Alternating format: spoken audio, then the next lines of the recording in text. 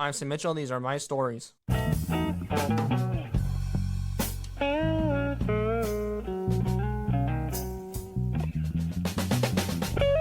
Howdy, folks. I hope you're having a good day today. Let me the first welcome you to Autism Rocks and Rolls. Now, before we begin, I must note that I'm not our psychiatrist. If you're starting to be diagnosed with autism, please see a physician. I always base on my experiences. I also do not own the right to the intro and outro that are found on ytmp3.com. I also have a mission statement I'd like to review with all of you. The mission of Autism Rocks and Rolls is to take the stigma off of autism and other conditions that many are disabilities. People on the spectrum are not broken, do not need to be fixed. Those that have conditions or abilities don't have to be pitied. There's nothing to be sorry about. I also have some paid for the following. There are more sponsors for our gala. They are Bloom Pediatric Dentistry, Bedford Federal Bank, Farmers and Mechanics, and Debbie Drake. We are thankful for your help. There's been an upgrade with my connection to Farm Bureau because I not only have the Bedford one as a gala sponsor, but now I have the whole corporation. The Indiana Farm Bureau founded an insurance firm on October 18, 1934, when the goal of offering better insurance options to farmers in Indiana. All Hoosiers can now get home, vehicle, life, business, renters, farm and crop, and other insurance products from Indiana Farm Bureau Insurance. The goal of Indiana Farm Bureau Insurance is to safeguard your family. We don't just want to sell your goods and services. For assistance with your insurance journey, you can reach out to a network of reliable experts and resources via phone, online, or in person at a physical location. Get in touch now for a quote. And there are some people I like to thank. First, I must thank my previous guest, Matteo Esposito, in C258, causing a scene with Matteo Esposito. For more information, what a polite Canadian. Be sure to look at his work. It is very motivational and truthful. In Lake County, the Special Needs Club is doing a birthday club fundraiser for Autism Acceptance Month. Be sure to donate to their upcoming raffle. We've also recently met with our friends Perry and Renee Fowler about gala ideas. We are always thankful to the Fowlers. That's not the only meeting because we've recently had our monthly board meeting. Through this meeting, we spoke more about our database. Keep looking for it because it is not worth missing. Finally, I have been on 3 podcasts. I was on the Letha's Real podcast with Belle Outspoken, the Pods Like Us podcast with Martin Quibell, and the Inside Wink podcast with John Trebek and her co-host, Allison Martin. What great podcast, everyone. Now, folks, we'll be right back. We're going to hear an ad for the Woolery Mill, so let's get to it. In Bloomington, Indiana, located on Sunstone Drive, you should stop by the One World at Woolery Mill, because it's in the title. It's one world. In 1939, Henry Woolley first constructed the Woolery Mill, featuring enormous windows, exposed beams, and high ceilings. It has since been renovated to an industrial space. One World at Woolery Mill is a complete event facility that provides a long list of convenience and facilities along with a great place to get together with loved ones. This classic place is concentrating on improving rather than expanding. They are proud to be locally owned, independent business that aims to imbue its offerings with the unique spirits of Bloomington. They also want to contribute positively to our community. They want to help the community members as well as the incredible NGOs in the region whenever they can. We will be holding our gala there in April as a result of this assistance. Make sure to attend. In addition to being for galas like the Fowler Pumpkin Patch, it provides wedding services. At 76,000 square feet and located on the historic register, Woolery Mill offers exclusive use of the building and grounds, numerous outdoors areas for ceremonies to be held on site. Make your Woolery Mill reservation now for your wedding coming up. All right, folks, we're back. It won't be I like to move it, but I like to mill it. I have with me the former sponsor of this podcast and the owner of catering and food truck business, Great White Smokes, Dave White. Mr. White grew up in Salisbury, Indiana, and has worked at places such as Abel's Nursery and at Indiana University, where he cooked in the dorm hall kitchens. He has described himself as a country kid with no internet and at best a cordless phone. He spent time in the woods with his friends, running around the creek, and being outdoors as long as his parents let him. He also studied horticultural technology and entered the workforce, where he stayed for the next 15 years. When it was wintertime, he still worked in the kitchen as a bartender at nightclubs and golf resorts. In 2013, his son was born with Down syndrome and other medical issues that led him to stay at Riley Hospital for his first 35 days. However, it did not keep him from being voted Indiana's #1 food truck in 2021. Let's welcome the Giving Back Dave White. My friend, how are we doing? Hey, Sam. Good to hear from you, buddy. Good to hear from you, too. So my first question to you is, what does having a son with Down syndrome mean to you? In the beginning, I didn't know what to think. We found out preterm that he was going to have Down syndrome. It was just an adjustment. I didn't know what to expect. So we've studied, and nothing that we studied really prepared us for the things he would have going on in his life medically. But it's just been a joy, man. He's the happiest guy. I mean, he's growing strong. We're just grateful that he is healthy. He takes him a little longer to do things. Took him a little longer to walk, a little longer to talk. He still has speech therapy and stuff to go through. true, but just learning the things like his biggest setbacks would be low tone. I thought, well, that was going to be really tough for him, but he runs, throws, walks. He really is not as limited as I thought he would be when we found out before he was born. He's taught me to be more patient, maybe a little kinder. If anything, he's made me a better person. Can you tell us some of the stuff you had to research? Well, I just didn't know there's a wide range when it comes to trisomy 21. And I think my first question was, how does trisomy 21 happen? What's the clinical on that? And it's a third copy of the 21st chromosome, which I thought that was really interesting. And if anything, he's more than the rest. I think a lot of time people look at people with Down syndrome like they're less, and when in fact they're more. And I tell you, he is so sharp. I mean, he can navigate. I really do think that he is gifted in a lot of ways that, even I'm not, as far as like his memory and his repetitive muscle. A lot of those things I think he's actually better at than me. He can navigate an iPad way better than I ever could. I'm the same way a little bit, but it must be also that generation too. He had some other stuff. He had a hole in his heart, which is pretty normal for people with Down syndrome. It's called a VSD, ventroseptal disorder. We're really lucky. A lot of people with Down syndrome have to end up having heart surgery pretty young, and his was able to grow closed over his first 4 or 5 years. We still check it up every now and then. He has a floppier airway where your trachea pops open when you and I breathe. It's an involuntary muscle, so part of his floppier muscle is that airway flops when he's closed, so it's kind of like sleep apnea. So we have to do sleep studies. He's got a couple things where that low muscle tone really makes his involuntary muscles work against him. I have sleep apnea. I can relate to that too, actually.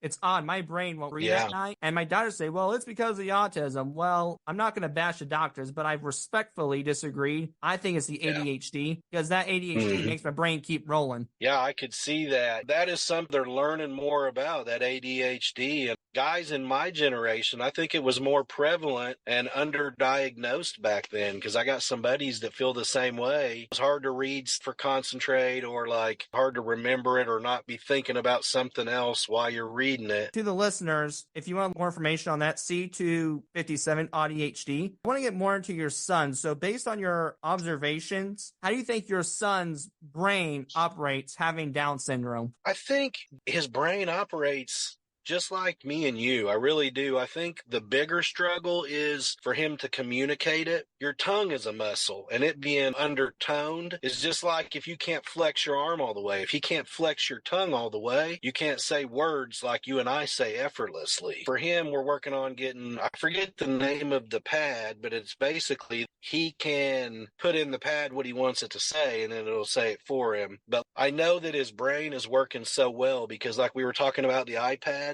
when he wants to communicate with me, he'll use YouTube, and he can't spell or write. He's still 11. He knows his whole alphabet. Without him being able to speak and communicate it that way, he's not been able to spell big words. But he can go onto YouTube and find any video he wants and show you pictures of things to literally tell you what he wants to tell you. It's amazing. I mean, it's absolutely amazing. I can relate to that because I feel like autism and Down syndrome, we do have a hard time communicating. Maybe his is for physical reasons, mine is for mental reasons, because I know I want to say, I just can't put the words together. And sometimes it comes across as disrespectful when I'm literally not trying to be. I totally get that. I can see him get frustrated because he'll say words and a lot of them sound the same. He can say certain sounds, but he has trouble with other sounds. One of his favorite toys is named Teddy, and then he has another Diddy Kong toy, so he'll say Diddy.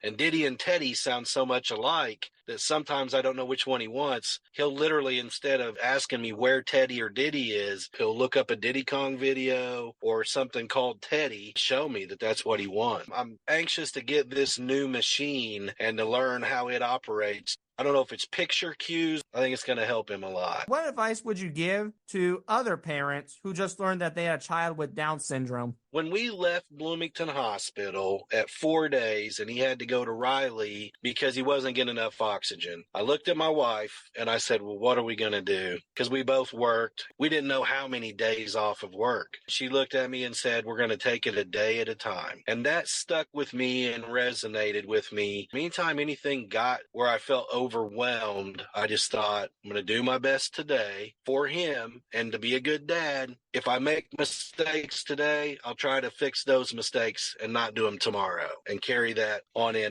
I mean, as a parent, you want the best for your kid. You want them to have the easiest, nicest, best life. And we all know that, the world is just not always like that in any circumstance. Let your child set the pace for how they learn and grow. They're going to do what nature does. Don't try to push too hard. Push and help grow, but don't let it frustrate you to the point you're not doing your best for them. Well, how can parents find the balance of not being over pushy, but at the same time showing their child that I won't be here forever? That's really it. I think it's hard, and especially, if you've got a kid that you feel like is going to have a harder time doing things, harder for you to be, I don't want to say the bully, because you're right, it's a fine line. There has to be a point where you say, okay, now you're just trying to make mom and dad baby you. I know you can do better than this. And I think that's the same for any parenting. Kids will be kids, and kids will get out of chores if you'll let them, and they'll take the easy way out. And I think that is just being firm but loving and communicating. I don't think there's a such thing as over communicating. Just reiterating that you love them and you want what's best for them and that this is going to help them. Like you said, you can tell them we're not going to be here forever and you're going to have to figure this thing out. Yeah, I've learned that the hard way. I used my disability as an excuse twice. I got ripped a new one.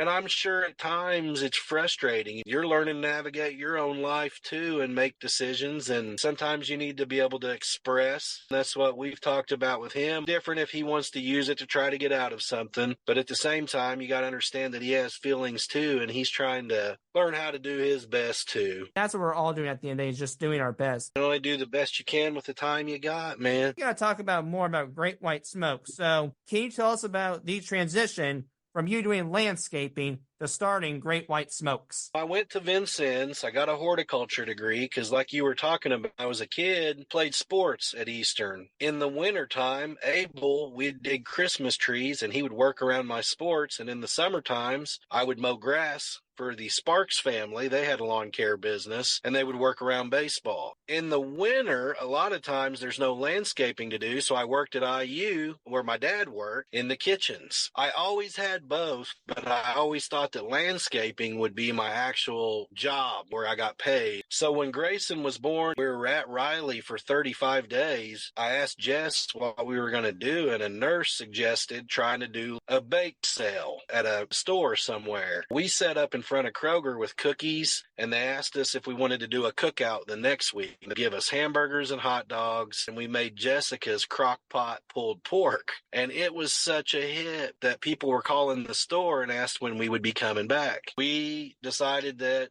it was time to try to build a food truck. So we took that money week by week, built the food truck, and I was doing both landscaping and the food truck, but the food truck made us so busy that I just had to give up landscaping eventually. I never would have thought that was going to be my career. It really kind of surprised me, but it's funny how sometimes things you're just good at get in your path and then take over. Do you have days where you miss landscaping? When I was landscaping, I always told my customers and clients that I was really lucky to have what some people consider a hobby for a job. Because to some people, gardening is just a hobby. And I got to do it in everybody's yard all day, every day. There are times, but I'll tell you, man, it's really hard on the body. I don't miss my back feeling the way it did some nights after building walls or planting big trees. So I'm still lucky that I can do that kind of stuff in my yard, and I'm thankful for the knowledge to be able to do all of it and know all my plants. But barbecue is another thing that's kind of like a hobby to some people, so I get to do that. I've had 2 careers that were both hobbies for some people. Feel pretty lucky. You are a lucky man, but I can also tell you're a grateful one too. I can see that you give back a lot. That's why I said in the intro, giving back. I had somebody say this to me one time, and I think it's just the coolest advice. When you have an ability, it becomes a responsibility. If you have the ability to feed a bunch of people or do good and you're able to do it, then it becomes a responsibility. You should be giving back if you're able. What would you say is the most popular food that sells through Great White Smokes? I'd have to say the pulled pork nachos over the years have probably been the big winner. We got good sandwiches like the Motley Q and the Creamy Carolina. Those are really popular. The Motley Q has nacho cheese and jalapenos, and the Creamy Carolina has coleslaw, but the loaded nachos are what everybody, when they say, where you going, I to get some nachos.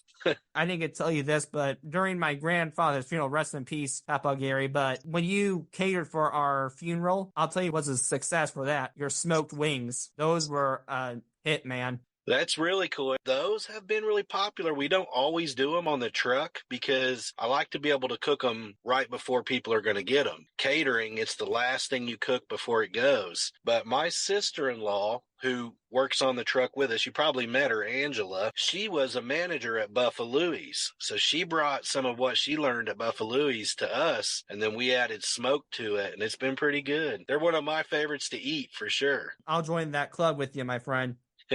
What does an average day look like on a competition day for Great White Smokes? Really start on the week of. On Wednesday, you kind of try to get your whole trailer loaded because you'll roll into a competition on a Friday afternoon and then get set up. Usually Saturday morning, about 4 in the morning is when you start cooking. The barbecue community, some of the best friends that are now like my lifelong friends were guys that I met that were competitors. You're parked next to these guys all the time and you start seeing each other on the trail. Before you know it, you got friends in every county. We've got the Hoosiers with Hearts. That whole thing is a network of these competitions cooks. Friday nights we hang out, we cook, we might make a potluck dinner, and then Saturday we fight to the death for barbecue glory.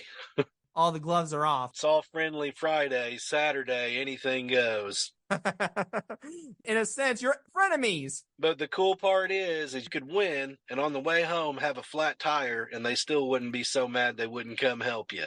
Great bunch of guys. But I bet you at this point need them. Well, I started in a league, and as we've grown and got sponsors, I've been able to take some of these guys with me to these big cooks. We've been places like Kansas City. We're going to Memphis in May this year. Those are some of the biggest competitions. They're world championships. So instead of trying to cook those alone, we'll team up and say, okay, I'm best at pork, but you're best at ribs, and this guy's the best at chicken. So we'll all cook together and try to win world championships. Got friends in low and high places. So I want to know more about how you help your son with his Down syndrome. Minus the iPad, could you tell us about any other resources that you've used to help your son with Down syndrome? The occupational therapy's been really good, and we've used a couple of different places. We used to have, we called it scrub aversion. When we'd go and see a doctor and all the nurses are wearing scrubs, we would go to a place that was just for therapy. You could tell him, hey, you're not getting any shots. He wouldn't want to participate in the therapy because he just didn't trust the scrubs. We may go one time and it be not very productive because he's just not feeling it and trying to give him a routine. Right, that's a good one too. And that's for the autism spectrum as well. You want to check that episode, C106 Daily Changes. Routine gives your son hope and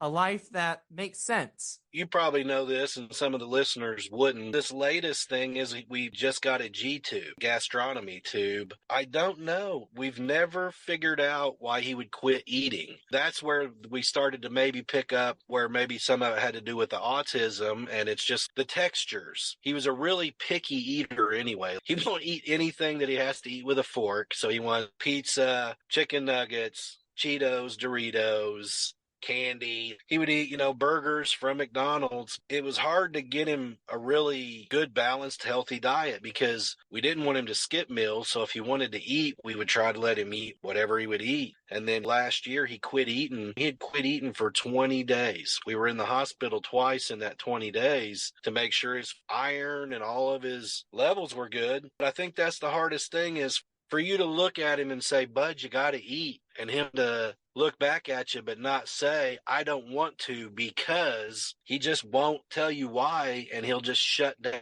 And it was an adjustment, but now if you say, hey, you want, he calls it his string, because you hook up this tube, say, hey, you want your string, he'll jump right up there, and he loves it. And so we're able to control his vitamins, his nutrition, his caloric intake, his macronutrients. We're able to control all that stuff so much better with the tube. Now, hopefully he'll start eating again. But for now, it's been nice to be able to at least make sure he's safe and healthy. Do you think maybe he didn't tell you because he was embarrassed? I don't think so. This is a gruesome story, okay? When he was 18 months old, we went to Riley and he was going to get a bronchoscope because they thought that he was basically like sucking some fluids into his lungs when he was sleeping. So they wanted to go in through his mouth and spray into his lungs and then suck that stuff out and then test that stuff that they sucked out. Well, they didn't sedate him. They didn't put him to sleep before they put the tubes down his throat. He screamed so hard that we think it hurt his throat. It busted capillaries. His doctor that ordered it was furious because you're not supposed to do what they did without sedating him. It's really dangerous because he screamed against that tube so hard. He would eat everything when he was a little baby even. He choked 3 times really bad before he was 5, and I had to Heimlich him. And a Heimlich to a baby isn't like an adult where you get behind them and pump their chest. You got to put him on your arm and hit him in the back. For him, all he knows is, man, I'm struggling, I'm choking, and now Dad is beating the crap out of me. We wonder if his fear of choking on certain foods might have, think more than embarrassed, maybe he was afraid that he would choke. He knows that he's never choked on this string. I could see that. Reminds me of, I saw a clip of young Sheldon where Sheldon kind of choked on a sausage, and since then he refused to eat. So what his Meemaw did was he would make milkshake. Have you ever heard of a pork shake? No kidding. He drank that through a bendy straw. That's awesome. No, when Grayson was a baby, when I say a baby, I mean like 15 months, he would eat little pieces of rib. We would take it all off the bone, but I mean, he would eat that stuff and love it. We just think that it's kind of a combination of those things. I'll tell you another thing he did, and this is what we think maybe the choking was part of it, but it was like he laughed while he was eating and he blew some food out his nose. He did that with pizza, and I think it hurt really, really bad. We literally just put Pediasure in it is what you feed him. It's a liquid diet. Now, that's fine. And it's good that it's there. We're so thankful that that is an option. But man, I really would love to see him smashing pizza again with me sometime. You both could smash it, but maybe he's just smashing it in a different way. That's a very good way to look at it. And that's how he is. He plays with his food truck. A lot of the games on his iPad and even the learning games that he wants are food game. Be like, you're making cookies, red sprinkle, put the blue sprinkle. He still wants to play food games. And he'll even ask for me to put Cheetos in a bowl, and I'll put them out. And he wants to smell them, but then he wants his tube for food. Your son should try this game on Cool Math Games that I used to play. It was like a franchise called Papa's. So it'd be like Papa's Pizzeria, Papa's Wingeria, Papa's Burgeria. I think there's even a Papa's Pancakeria. Ordering the food, putting it on there. You put the syrup on yourself. That might be a good game for your son to try out. I think so, and I think he would like that because there's another one where it's little math, but it's making change. You got to make the change for your customers as they come through. So I want to talk to you about our hometown because we're from Greene County. I think there's something special about it, but what to you is so special about Salisbury, Indiana and Greene County? Been all over the place, man. This barbecue stuff. I've been south, west, east, north. I moved away twice and I lived in Bloomington for a good chunk of time after high school. Part of it is, we've all got big property out here. Like when you're in Bloomington, you have no privacy in your yard and peace and quiet when you want it. Sometimes, I lived at Eagle Point, which is a golf resort, like apartments. Sometimes you just want it to be peaceful and you can't make everybody else, if they're wanting to have fun, be quiet. And the community, your mom and your Uncle Joe, me and your Uncle Joe go all the way back to kindergarten. I could see him. We've been out of school for 25 years, and if I seen Joe at Lowe's, we could stop and talk like we had seen each other yesterday. Plus, I bet you're tired of hearing from the golf club, whoopsh, whoopsh, whoopsh. Yes.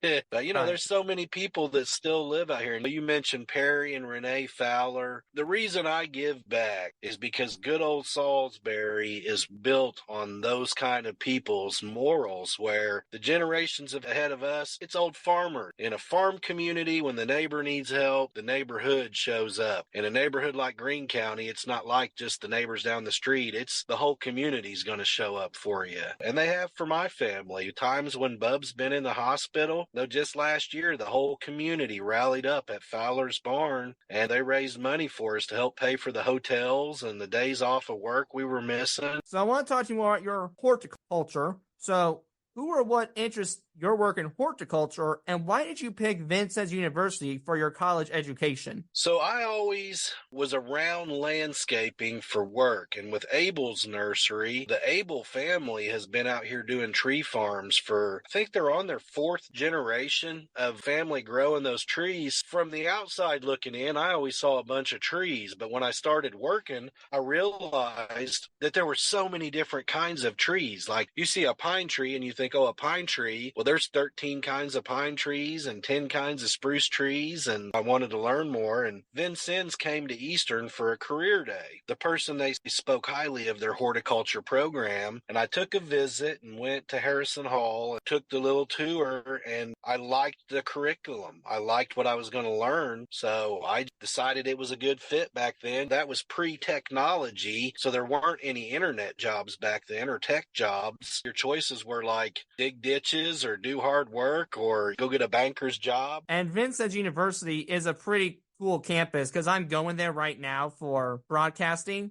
but I don't know if their most popular program is the horticulture one. I think their biggest one is the conservatory law enforcement one currently.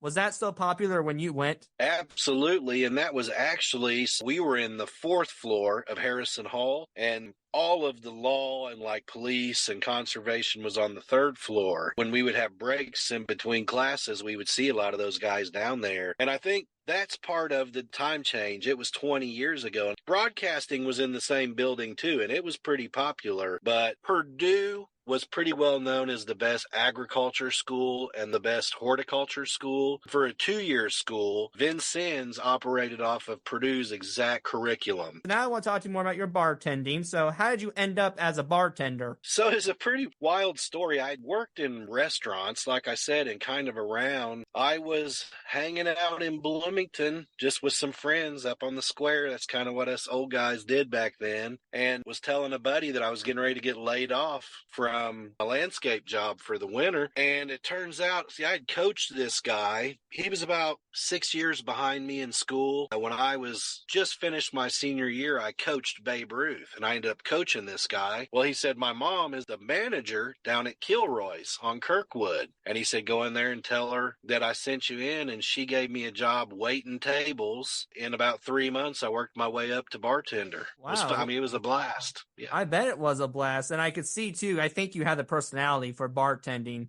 because with bartending, you got to have charisma. You can't just be like, hey, you got to be like, hey, what's up? How you doing?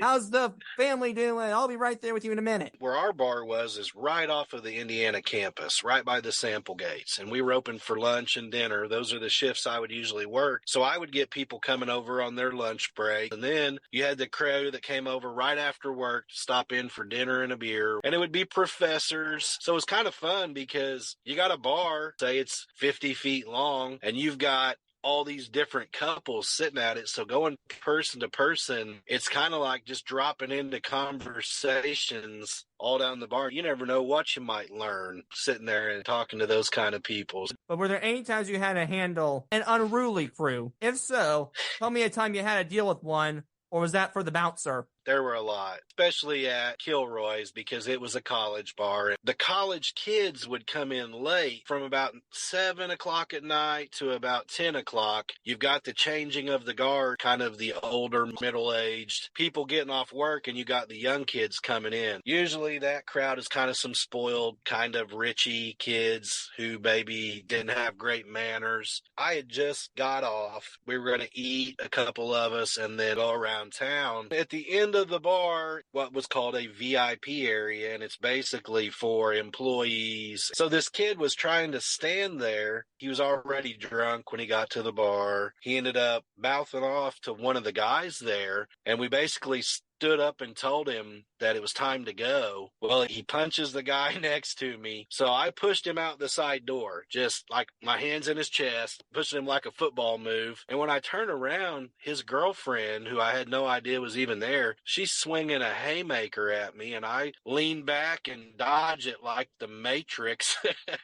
And then another girl jumped over the bar, grabbed her by the hair, and threw her out the door. It was the making of like a Royal Rumble feel, because the bar was so full and there were so many people that only two of them were hostile. But after you push one out and one swings at you, you're looking at this crowd like, who's next? Instead of over the top rope, it's out the door with both feet hitting the floor. You took the words right out of my mouth. Instead of the Royal Rumble, it's the Door Rumble. Well, it's kind of like the old cage matches. You had to escape out the door for those, though. Maybe throw them out the side door. Right, exactly.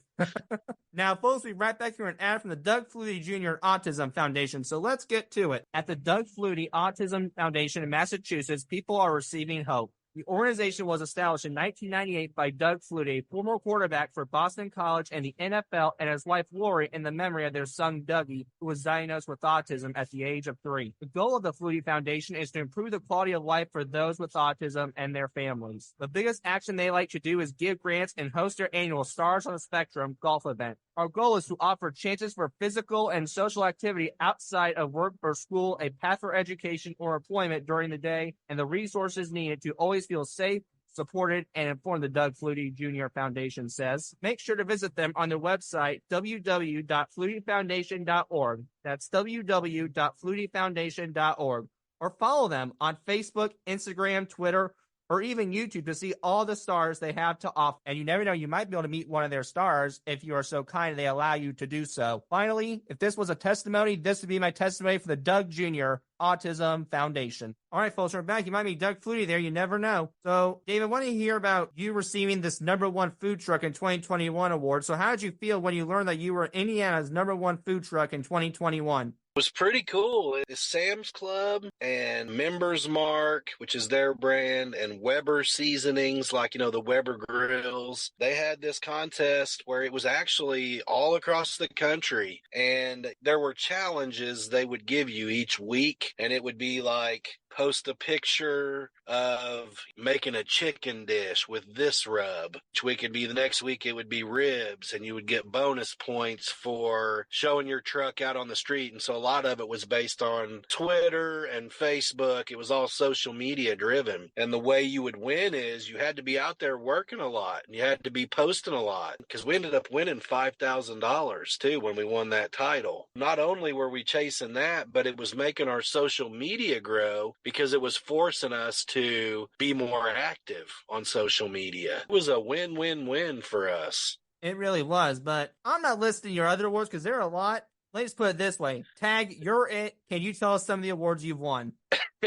Just thinking off the top, the #1 food truck in America. We've won a contest called King of the Q. That's for the Kentuckiana Barbecue Pitmasters. We've won that twice. We won, it was called Kakalaki, was the Barbecue Warrior. In 2021, we won the grand champion for the Barbecue Warrior. I know there's some I'm forgetting. We've been to the Royal Oak Invitational. That's a win in itself. They only invite, I think it's like 28 or 30 teams, like the best in the world. They take you out to Georgia, their corporate campus. Just beautiful. So I also know you have sponsorships. Could you tell me some of the sponsorships that Great White Smoke has? Yeah, nationally, we've got companies like, Royal Oak Charcoal, which we had used them for a long. That's just the best charcoal on the market, in my opinion. Curveball Whiskey, been a great sponsor. We go to the American Royal with them. We're going to Memphis in May. Springer Mountain Farms as a chicken, and you can get that here locally at our Fresh Times. Barbecue Guru, Prairie Fresh. We got Vacmaster, which is an awesome chamber sealer. Tormek is a knife sharpener. But locally, one of our best sponsors has always been Bobcat Villetsville. They always step up if we're hosting an event or if we need something. They're always there to get our back. Oh my gosh, that's so funny. They were once upon a time my sponsors too. Bob Curl and Nikki, I'm sure you know those guys, and they're part of the Southern Indiana side-by-side group. They're great role models. They're a couple years older than me. I'm just really thankful to have them for friends and glad that we've been able to meet and do the things we've been able to do together. So I want to know about more of this Food Network's NFL tailgate takedown you were on. So did you meet any famous or cool people from your appearance? And I say quote unquote appearance because you said you're on the sidelines mainly on Food Network's NFL tailgate takedown. We got called. We had to go through a bunch of stuff to get cast for that. Do Zoom calls, phone calls. So we make it down to the final 4 teams. So on those shows, they always have what they call an alternate team because say the team that's on the show cuts their hand or gets burnt or gets hurt, they got to be able to still shoot their show. They'd have to start over and bring the other team in. We ended up being the alternates. But they still flew us out to Denver. I mean, the game that we were going to represent the Indianapolis Colts since we're from Indiana, and we were going up against Broncos. So I thought, oh, this is perfect. We got the whole beef over them getting Peyton Manning. It was really cool to see it, but it was pretty bittersweet to not get to cook because we had such a good menu planned. I think it'll forever haunt me to not know if ours was good enough to win or not. If only we had time machines. I'd spiked the punch for the team the night before, or maybe like slip something in their caviar to give them the runs. So we could... Not a bad idea. I know you're the owner of Hoosier with Heart's Disaster Relief Team. So can you tell me what the Hoosier with Heart's Disaster Relief Team does? Basically, when the floods happened in Kentucky, that was our first where we were saying we had the ability, so it became the responsibility, knowing that we've done IU football with our food truck. I mean, that's like 70,000 people in a parking lot. So when those floods happened, I thought it's not right for us to be able to feed this many people and only be a few hours away and not try to go help them. We went down there, and when the word got out that we were going, our cell phone started ringing with people saying, hey, let us send you some money on Venmo. How can we help? Do you need anybody else down there? And when we saw that it was such a big network of people that wanted to help, we just decided to get with Roman's Warrior Foundation and get our nonprofit status set so that instead of people sending money, that at least if they were sending it to Hoosiers with Hearts, it would be a tax write-off for them. It's a win-win for the people that want to give cash, and it's a win-win for the victims. What it looks like on a disaster day is we roll into town with smokers, bottles of water, cleaning supplies for your house, whatever we can bring to help clean up the disaster, plus hot meals for people who may otherwise not have a hot meal for several days sometimes. And I bet you're making their day because they're probably thinking, how am I going to survive? I don't have food. I don't have shelter. I don't have water. I'm probably have to sleep on the grass even. We've definitely been places where people have said, this is the first food I've had in 4 days, or so. You think about that. You'd be happy for anything. Can you imagine 4 days and you'd kill for bologna, and all of a sudden here's a big pulled pork sandwich and mac and cheese and baked beans? And that's what the soul needs on a day like that. When you're having that bad a day, a good meal like that should be the least of your worries. Now, folks, we'll be right back here an ad from Unlocking the Spectrum, so let's get to it. At Unlocking the Spectrum, we are committed to making the highest quality ABA therapy accessible to all children with autism. We pride ourselves in offering fun, compassionate, and data-driven programs for individuals with autism and unparalleled support for their families. Our personalized approach means that every unique child is given just what they need to reach their maximum potential. We are so happy to support Sam in his mission of taking the stigma off of autism. You can learn more about our services and employment opportunities in both Indiana and Texas at unlockingthespectrum.com or by calling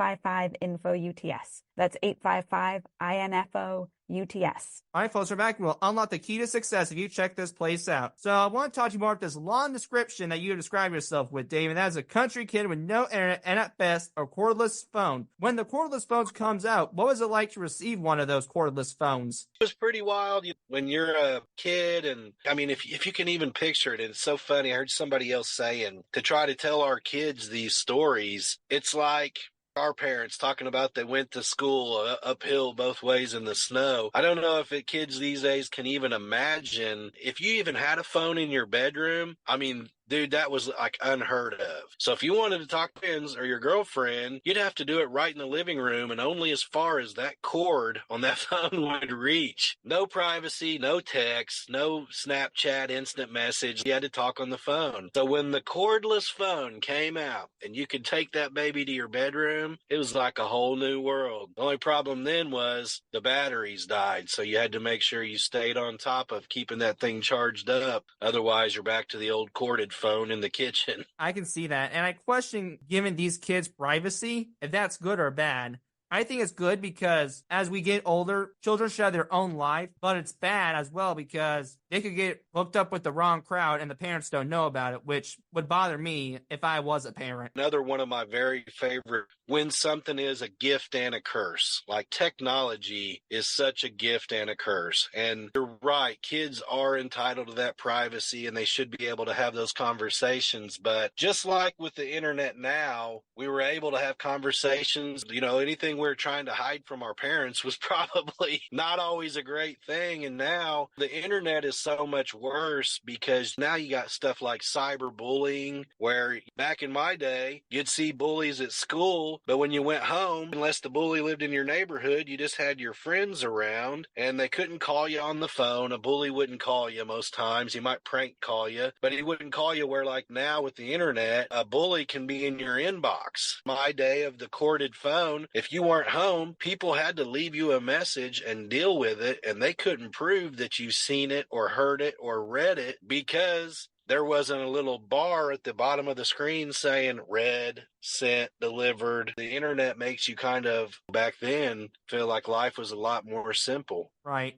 But I also think it depends on age. In my opinion, if you're in middle school, I'm sorry, but you need to have one of those things that parents put on their phone that tracks the text messages. But when you're in high school, I think we could back off. Trust, to me, is one of those things that's earned. You're given enough rope to either be a cowboy or to hang yourself. So I'll give you this freedom, but if it comes back and burns us, then you might have to deal with the consequences of your actions. As you get older and more responsible and you build more trust, you get more rope. That's an excellent way to put it, Dave. But I wondered, is that kind of a concern with your son as he gets older? Like he might be hanging up with the wrong crowd and he doesn't know it just because he just doesn't understand that, oh, these people are bad. And I've never ran with the wrong crowd, but I know with my parents, that was a big concern. I can say when I was a kid, I got great friends, but I'll just be honest. Some of the people, when you look back at your life, you realize that some people are users. You may be nothing more than just somebody else to blame something on or to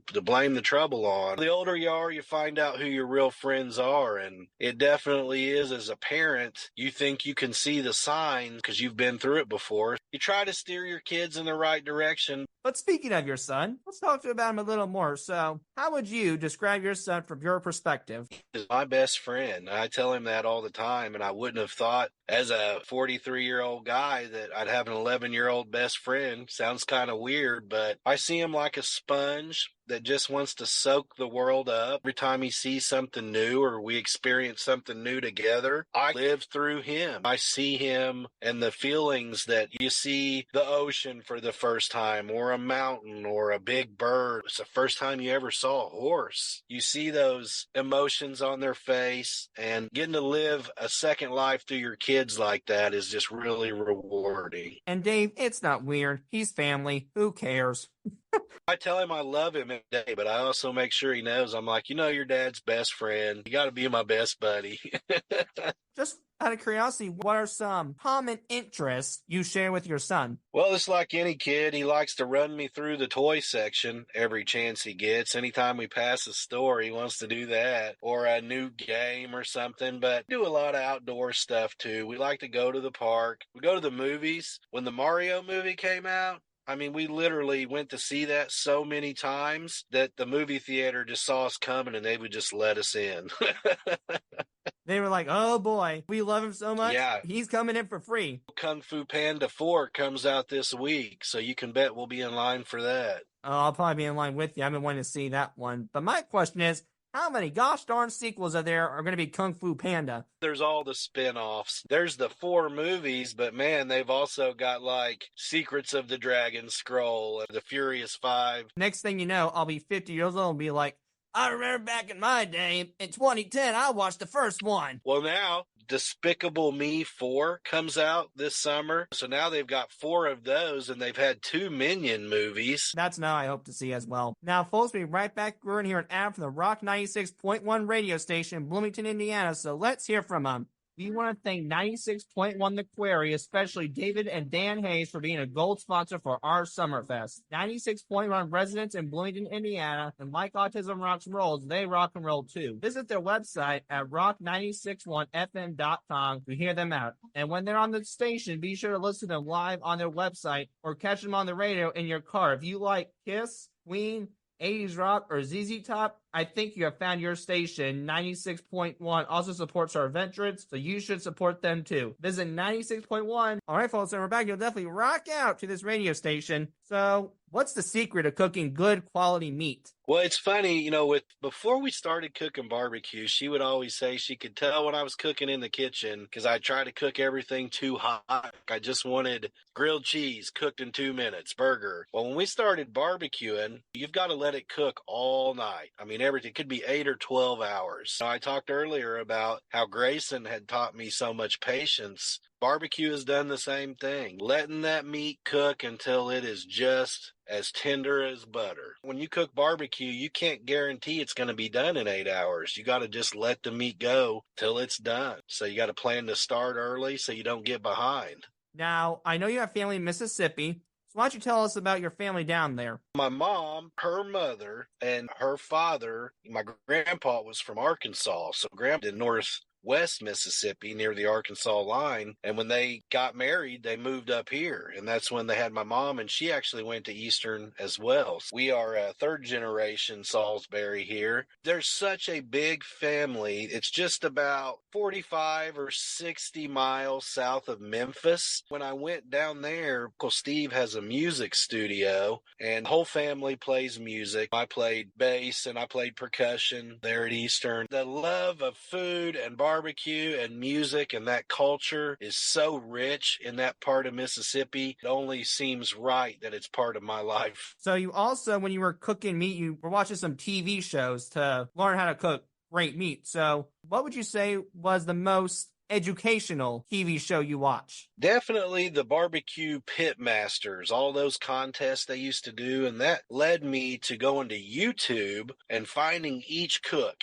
each pit master that I saw in those shows and I liked. I would go to their YouTube channels and try to watch their videos. I learned to barbecue from YouTube and those TV shows. I could see them being good because they know their stuff. I mean, they're pit masters. There's another guy you got to meet, which is the Barbecue Ninja. How'd you get to meet the Barbecue Ninja? Barbecue Ninja is a guy named Greg Verhagen. He is Royal Oak's main brand ambassador. He's from Mississippi. They've got a business down there called Ubon's. So if you're ever through the Delta area, you definitely want to hit up Ubon's Barbecue. I met him through the sponsorship with Royal Oak. The friendship just kind of formed by staying in touch, and when Hoosiers with Hearts would go do something, Craig was always there to say, how can I help? Whether it was a donation from Royal Oak or whether it was providing me with a guy that he knew that had a trucking company or just logistical help. Craig is one of those guys that from the first time you meet him, he'll treat you like family as long as, you do right by him. There's a sign in Bob Evans I always believe, and the listeners have repeated, but I believe in this so much. You treat strangers like friends, and you treat friends like family. From personal experience, you follow that, you're golden. I've heard Craig say this, that, Ubon's, barbecue is supposed to be a coming together. You have a barbecue on a Saturday to get friends and family together after a long week and blow off steam and just see how everybody's doing. So when you see Ubon's out and when you see Great White Smoke out at a competition, we want our area to feel like a front porch that you can come and just sit down on and get to know everybody. So everybody's invited to the front porch. Now, I heard you're a Marvel guy. Who is your favorite Marvel character and why? Ah, man, that's such a hard one. It is really so tough. I could make a case. Well, there's obviously the big three, like Iron Man and Thor and Cap. I mean, they're all A lot of our smokers are named after those. We've got Thor, we've got Cap, because our very first smoker, I always tell people, was the first Avenger. Star-Lord, I love the Guardians, man. And Rocket, Ant-Man, what's not to love about the Marvel team? Right. They each all are different, but my problem is that when you mix it up, so when it's comic books, they're all super friendly. Let's go. Woo. But then when you put them on live screen, they got a little bit of egos. And I'm like, it needs to match. Well, it's so cool when you look back and Stan Lee, obviously, he was the guy that came up with all of them. And then you see what the Marvel directors are doing these days. And it's got to be hard to write. But I will say, I like watching the first Avengers when you've got Cap and Tony Stark. They had beef the whole time. But in the beginning, I was telling Tony, you seem like such a me person. I can't see you being the guy to sacrifice himself for the team. And then we all know in Endgame, that's exactly what Tony does, is sacrifice himself for the world with the snap there. Interesting to see how they took Stan's vision and put their spin on it that way. So we're going to wrap it up here, David. These are just for fun questions. So what is your paradise meal or favorite food, and why is it your favorite? And before I even guess, does it have to do with meat? That's another tough one. It kind of does. I always, growing up, like if you had to ask, okay, what do you want for your birthday meal? I love lasagna. And I think that's part of Garfield's fault because those were my favorite books when I was in elementary. I have just never met a lasagna that I didn't like. I'm a lasagna guy too, but I wouldn't have it every day. Another one of my heroes is Ron Swanson. You familiar with Swanson and Parks and Rec? No, sir. Well, sometimes you just got to binge Parks and Rec and just focus in on Ron Swanson, man. He's got a lot of great one-liners and knowledge, but in one of them he says, there is no sadness that cannot be cured by breakfast food. Like, I could do breakfast food anytime. Oh, yeah. And I'll tell you this, breakfast food has some of the best meats provided, like the sausage, the bacon. There is nothing that bacon can't fix. It is the duct tape of the food world. Now, what has been your favorite movie or TV show, and why do you like it? I've been taking some deep dives. I didn't watch Game of Thrones or Yellowwood through the whole hype. Like, I just waited, and I didn't let people tell me about them. I didn't want to hear about them because I like to binge watch. I don't want to wait until next week. But I really enjoyed both Game of Thrones and Yellowstone. I'm a big, swamp people. I like the Gator show and the Serpent show where they catch the...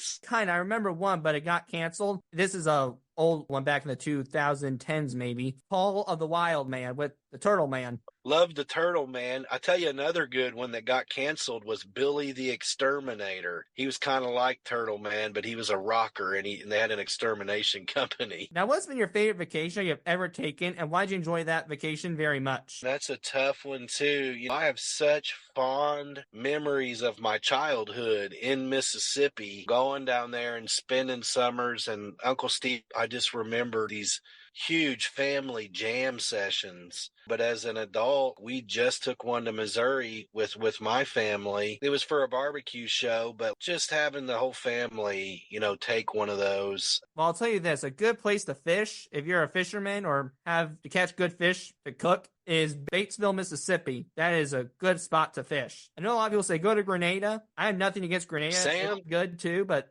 Batesville's pretty cool. I want to tell you something. My grandma and my whole family is from Batesville, Mississippi. So we would go down there, and I know where Grenada is, and we would fish a lake called Lake Sardis. You ever heard of that one down there? Lake Sardis. Maybe. I'm not 100% sure, but I remember when we went to a park called George P. Saucer State Park. It was a little hole-in-the-wall park, but they had really good lakes. If you didn't want the crowd around, you would fish there. Batesville, Mississippi is the first place I ever saw an all-you-can-eat barbecue buffet. How cool is that? Yeah, that is cool, but it has to be hot barbecue. Maybe barbecue that's a little spicy, because I'm a big fan of hot foods. There's a Who's Your Daddy barbecue sauce, which you can get that at Fresh Time, too. That's another sponsor I forgot to mention. Just an awesome woman. Who's Your Daddy, Heath Riles, JDQ Boom. You got me interested. I'll take a peek at that one. Thank you, Dave. Yes, sir. You're going to like it. I can tell. All right. So my final question is, are there any good memories that you want to tell our viewers about? If you do, why do you remember that memory the most? So before you answer, I'd like you to end with something sentimental that just made you feel good inside and forget the world can be a cruel place, and a funny memory that made you fall on the floor laughing. It could be with your son, it could be with Great White Smokes, it could be your time with the Fowlers, a time you with my uncle. Your call, you want to answer it. I think the best day was the day my son was born. I mean, I will just never forget all the anxiety of the whole night waiting and worrying about my wife and worrying about him. When I'm on my deathbed, I will remember looking at his little face the first time they brought him out to me and just locking eyes with him and thinking, right there's my ride or die. The guys that I grew up with, including your Uncle Joe, there are times I can just remember laughing so hard my sides would just feel like they were going to split. There were so many comedians in our grade, but probably our senior skip day, we had a classmate's house that had a pond. It just seemed like at the end, after we all ate and we all played volleyball, it was almost like a battle royal of trying to throw each other in that pond. Some of the last days that some of us ever saw each other, a lot of us, like me and your uncle, we're still good friends, but there's a lot of those people that I haven't seen, in 25 years. Yeah, maybe it's time to rekindle what you once upon a time have. Life moves where it moves, and you go where you go. Well, Dave, I think that's all for us. Is there any closing remarks or anything you'd like to promote, my friend? The floor is yours. Yeah, just support Sam and his podcast, the way that he's raising awareness about not the downside of autism, but the upside of it. When Down syndrome, I think so many people immediately move toward a negative. When I found out my son had Down syndrome, the number one thing people said to me was, I'm sorry. And I couldn't understand that. It was like they were saying, I'm sorry for something. And here I'm like, you should be congratulating me. I'm having a son. It is not a doomsday thing. We have a great life, and he's just such a blast. I could not be happier than to have the guy that I get to hang out with every day. So I appreciate you, Sam. We're always in your corner, buddy, whatever you need. And we're always in your corner, too. And because we're always in your corner, why don't you tell us where we can find Great White Smokes real quickly? You can always find us. Food Truck Friday is a good place to catch us, but www.gwsbbq.com. From there, you can get us on email, by phone. You can find us on all social media outlets, all of them. So if you need to reach me, you can Google Great White Smoke, and there's about 1 million ways to get me. Thank you again, Dave. Make sure to check out his food truck if you're in the area, and have a great day, Dave.